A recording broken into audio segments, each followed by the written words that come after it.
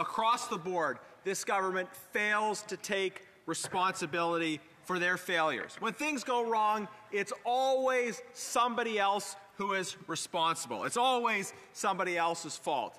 We could talk, for example, about inflation, about grocery prices, about how everything is more expensive under this government, especially so many household essentials that people rely on to feed their families.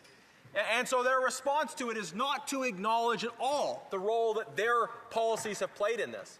Not to acknowledge the fact that the reason we have rampant inflation in this country is because the government has spent massively beyond their means and that has driven up the cost of goods. It's the inflation tax that was a policy choice of this government. That's what's driving up prices.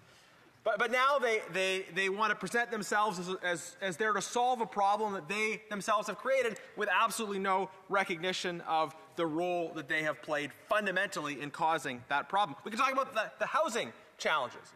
The Parliamentary Secretary just spoke about how, the government spent millions here and thousands over here, and we're doing all these things for housing. Well, how's it going? Mr. Speaker, how's it going? What are the results? We're building fewer homes today than our country did in the 1970s.